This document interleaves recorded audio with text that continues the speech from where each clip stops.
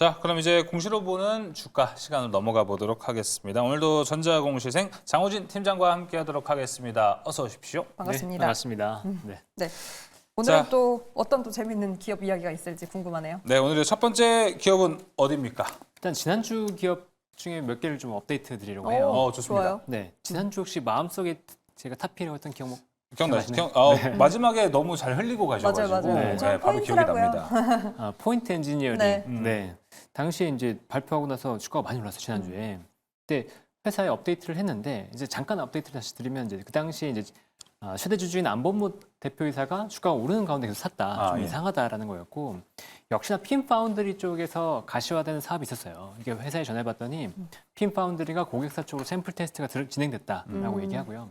이 회사가 지금 3년 동안 이 사업을 진행했었는데 드디어 가시화되는 거고 기존에 했던 핀과는 조금 다르거든요. 기존에는 이제 PR 방식의 몰드를 했다 그러면 이 회사는 이 알루미늄 산화막 기반의 세라믹을 기반으로 해서 몰드를 해서 이 물성이 다르다고요. 그래서 좀 더 얇고 미세 패턴에서 적용할 수 있다고 하니까 지금 현재 이제 미세 패턴으로 적용되는, 그러니까 미세 패턴으로 가는 반도체 트렌드에 맞는 이제 비즈니스라는 거죠.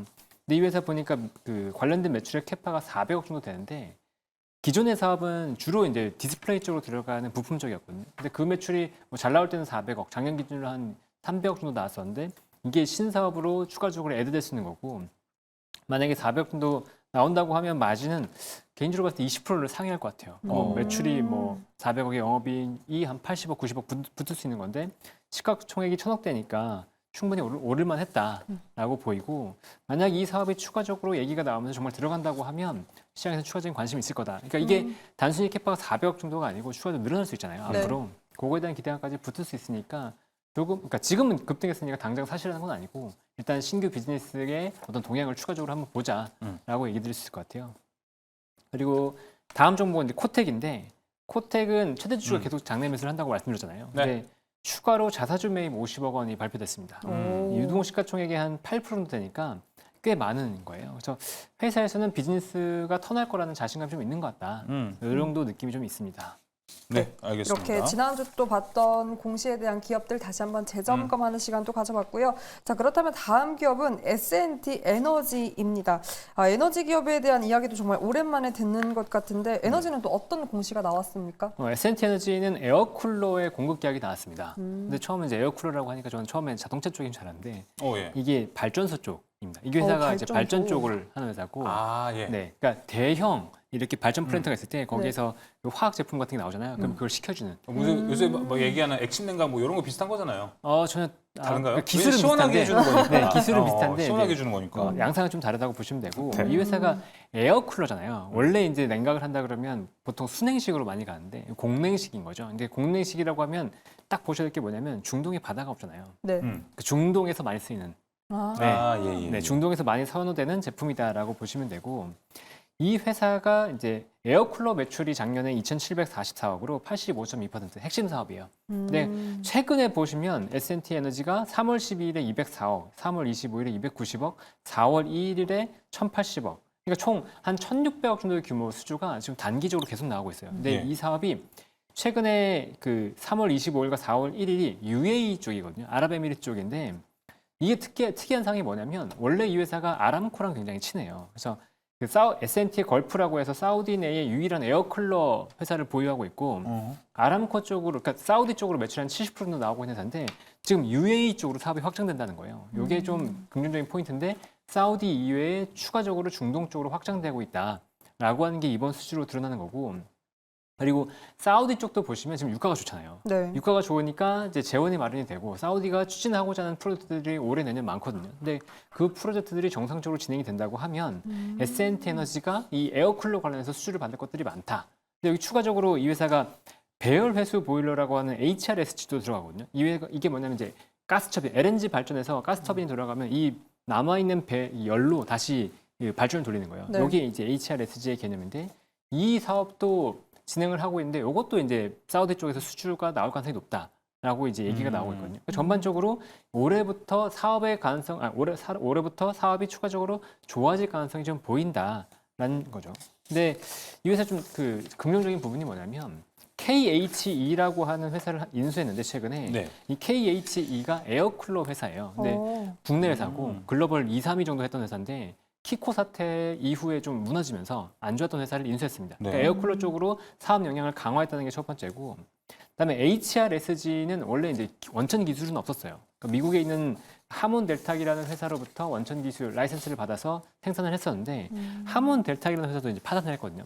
그러면서 이 관련 기술을 이 회사가 아예 인수해 버렸어요. 오. 그래서 원천 기술을 확보한 게 좀 긍정적으로 보입니다. 그래서 HRSG 쪽으로도 사업 확장의 가능성이 좀 있다라고 보이고, 아까 말씀드린 것처럼 이런 기술과 캐파 확장을 통해서 이 사우디를 중심으로 한 수주 모멘텀 추가적으로 기대되기 때문에 지금 이 수주는 굉장히 긍정적으로 볼 수 있고, 또 최근에 주가 급등했어요. 주가 급등의 사유가 200% 무상증자 때문이거든요. 근데 무상증자 때문에 단기 급등했으니까 요거를 뭐 타서 추가적으로 사야 된다 이런 건 아니고, 무상증자를 하는 기업들도 보통은 이 회사가 긍정적인 포인트가 있을 때 보통 무상증자를 같이 하거든요. 네. 그러니까 이게 추가적인 사업의 모멘텀이 있다. 이 정도로 보고 무상증자 이후에 만약 주가 조정을 받는다 그러면 뭐 긍정적으로 좀 보자라고 말씀드리겠습니다. 그렇다면 이러한 인수로 시장에 대한 독보적인 어떤 위치도 계속해서 확장해 나가고 있는 것 같은데, 사우디 수주 모멘텀이 기대라면 사실 작년이었나요? 재작년 가장 강했던 테마가 네 맞습니다. 네. 네옴시티였는데, 그렇다면 이 기업도 네옴시티에 대한 기대감까지 한번 반영할 수 있는 걸까요? 네옴시티는 오히려 지금 투자 규모가 약간 줄고 있어가지고 맞아요, 줄고 그게 있다고는 궁금해요. 네. 소식이 네. 들리더라고요. 네, 그래서 지금 뭐 당장 네옴시티 관련된 기업은 아닌 거고, 이게 뭐 아까 말씀드렸지만 사우디가 일단 재원을 마련하잖아요. 근데 네. 이게 단순히 유가만 가지고는 좀 힘들 거라는 걸 알고 있기 때문에 이 유가 이외에 추가적인 사업을 투자하고 있는데 그게 플랜트 쪽이거든요. 뭐 그런 플랜트 쪽 사업의 수혜를 볼 수 있는 거다라고 보시면 됩니다. 제가 장기적인 캐시카우 마련을 위한 네. 이제 수혜주다. 오히려 플랜트라는 키워드를 좀 체크해보면 도움이 될 것 같습니다. 네. 이렇게 에어쿨러 쪽 S&T 에너지 기업 공시 이야기 살펴봤습니다. 자, 이어서 다음 기업 넘어가 보도록 하겠습니다. 다음 기업은 어딘가요? 대성산업입니다.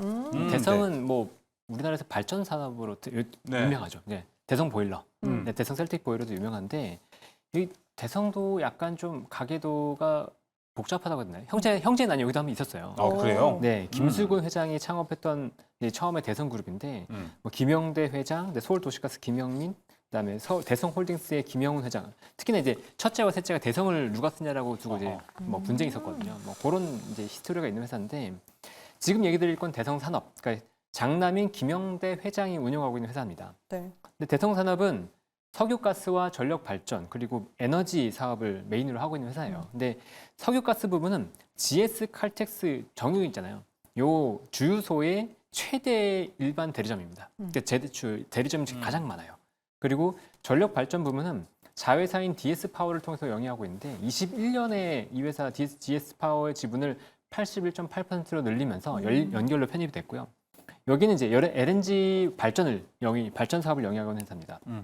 그리고 대성 셀틱 에너지스 100% 자회사를 통해서 대성 셀틱 보일러를 영위하고 있고요. 전반적으로 에너지 관련된 사업을 하고 있는 회사라고 보시면 되는데, 이 김영대 회장이 또 아들이 셋 있었어요. 네. 근데 첫째 장남 김정환 씨는 이제 계열 분리를 하고 본인 사업을 하다가 이 2016년에 사망합니다. 그러니까 신장마비로 돌아가셨고, 그다음에 차남인 그 차남부는 이화여대 정치학과 교수로 계세요. 그래서 경영에 전혀 관련하지 않고, 삼남인 김신한 사장이 대성산업의 경영을 승계할 거로 보고 있는데, 지금까지 좀 특이했던 게 김신한 사장이 이 대성산업의 사내 이사로 들어오지 않았었어요.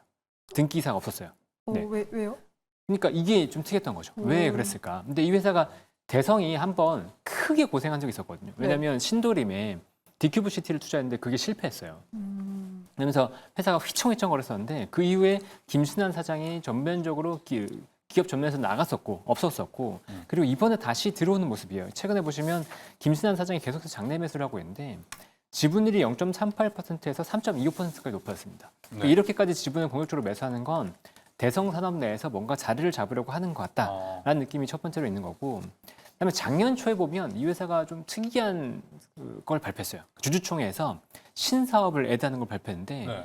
신사업이 좀 특이합니다. 어떤 거죠? 전기 모빌리티를 수입하고 판매하는 것. 오, 그리고 아예 반대로 가네요. 네, 아예 다른 사업인데, 그다음에 전기차 충전기 관련 사업, 그다음에 로봇 관련 사업, 그다음에 수소 연료전지 관련 사업. 그러니까 요즘 좀 핫한 이 사업들을 더했어요. 그리고 나서 김신하 사장이 장내 매수가 들어오고 있고, 그다음에 이 김신한 사장을 기반으로 해서 그 경영 승계가 이루어질 것 같은 느낌이 있다는 거죠. 그러니까 아마도 이 신사업을 기반으로 해서 뭔가 회사가 바뀔 것 같다라는 느낌이 드는 건데 다만 조금 이 승계 과정에서는 주가를 누를 수 있어요. 지분을 계속 사야 되니까. 그래서 지금 보자는 건 아니고 길게 봤을 때 이 대성산업이 신사업에 관련된 뭔가 발표를 할 가능성이 있다. 그리고 이 신사업 관련된 발표를 했을 때 어떻게 회사가 발전할지에 대해서 좀 지켜볼 필요가 있다. 왜냐하면 그 이후에 이제 김신한 사장이 들어오면서 이 사내에서 들어오면서 이거를 신사업을 기반으로 해서 경영 평가를 받을 가능성이 높거든요. 그래서 장기적으로 봤을 때 좀 살펴보자라는 정도로 보시면 될 것 같습니다. 그러니까 이 신사업에 대한 기대감을 좀 반영한다면 단기보다는 그쵸. 네. 네, 또 지분 추가 매입을 했다고 하니 장기적으로 좀 봤을 때 괜찮을 수 있는 기업 대성산업에 대한 공시까지 점검해 봤습니다. 다음은 제가 또 흥미로워하는 기업이에요. 바로 제이시스 메디컬. 재밌죠, 이쪽. 네, 시장에서는 소외받았지만 어쨌든 의료기기 쪽이기 때문에 실적은 꾸준히 나오고 있습니다. 어떤 공시가 있었습니까? 제이시스 메디칼은 M&A라기보다는 투자가 있었어요. 아바바라고 미국의 이제 레이저 기기, 의료기기 네. 업체한테 투자를 했는데 요게 좀 특이합니다. 그러니까 요것 때문에 처음에 제이시스 메디칼 보는 건데 예. 지분 10% 정도를 취득했어요. 많이 했네요. 예, 200억 정도에 투자했습니다. 그러니까 총 가치는 한 2천억 정도 밸류를 준 거죠. 근데 이 회사 매출 빵입니다. 3년간 매출 빵이에요. 그런데 왜 인수했을까요? 굉장히 특이하죠. 네, 이 회사가 그러니까 구체적으로 어떤 기술인지에 대해서는 제가 파악을 못했는데 홈페이지에 들어가보면 기존의 의료기기와 완전 차별화된 장비다라고 얘기가 나와요. 그러니까 레이저 기술을 뭔가 갖고 있는 거고 이 기술에 대해서 제이시스 메디칼이 굉장히 긍정적으로 본 것 같다라는 거죠. 그리고 이 장비를 뭐 수입해서 판매한다거나 뭐 이런 식으로 가지 않을까라고 생각이 드는 건데 회사에서 아직까지 이 관련해서 구체적으로 파악해서 그러니까 발표한 내용은 없어요. 그래서 그러면 이게 추가적으로 애드될 수 있으니까 그러면 기본 사업은 어떨까에 대해서 살펴본 거죠. 근데 이 회사의 메인 비즈니스는 포텐자와 덴서티라고 하는 이제 RF 제품이 있고 그다음에 리니어지라고 하는 이 하이프 제품, 그러니까 네. 초음파 제품이 있는데 포텐자에 대한 사실 우려가 있었잖아요. 그러니까 포텐자가 RF 제품인데 사이노쇼라고 해서 미국 회사 통해서 일본과 한국을 제외한 전 세계적으로 유통이 되고 있었거든요. 근데 이 관련된 제품이 계속해서 매출 증가했었고 이게 제품 판매가 늘어나면서 당연히 소모품 매출도 늘어났는데 사이노쇼가 그 한행 컴퍼니로 M&A가 됐어요. 매각이 됐어요. 근데 한행 컴퍼니가 최근에 루트로닉도 M&A 했거든요. 그래서 한행 컴퍼니가 이 두 회사를 합병한다고 발표가 됐어요. 그러다 보니까 루트로닉도 RF 제품이 있거든요. 그러면 사이노쇼가 이제 제이시스 메디칼의 포텐자를 약간 소외시키고 루트로닉 제품을 중심으로 팔면 이게 실적 타격이 있는 거 아니야? 라는 우려가 들어온 거죠. 네. 그게 첫 번째로 이제 제이시스 메디칼 주가가 안 좋았던 거고 두 번째는 인모드가 작년에 실적 전망을 좀 낮췄어요. 맞아요. 그러다 보니까 의료기기 쪽이 전반적으로 좀 안 좋았던 게 있었는데 이 두 가지를 이제 만회할 수 있느냐가 관건이잖아요. 네. 그럼 일단 포텐자를 보면 25년까지는 사이노쇼가 계약을 했습니다. 그러면 사이노쇼도 당연히 계속해서 판매를 할 거고 그다음에 일본에서도 작년 말에 승인이 났어요. 그래서 일본 쪽 판매가 증가될 거라는 기대감이 있고 그리고 이미 이제 포텐자가 깔려있는 쪽에서는 지속적으로 소모품 매출이 나올 수밖에 없거든요. 그래서 포텐자 쪽은 지금 당장 걱정할 건 아니다. 그리고 덴서티 쪽에서 신규 매출이 나오고 있는데 이게 또 이영애를 모델로 하고 있어서 그 중국 쪽에서 반응이 좋을 것 같거든요. 그래서 이 매출 증가에 대한 기대감이 있다. 그래서 덴서티가 작년 출시했는데 200대가 이미 나왔어요. 200대 좀 안 되게 나왔고 올해는 이제 온기로 신규 제품 판매가 본격화되기 때문에 이 덴서티가 판매되는 것에 대한 기대감이 있다. 이렇게 볼 수 있을 것 같습니다. 알겠습니다.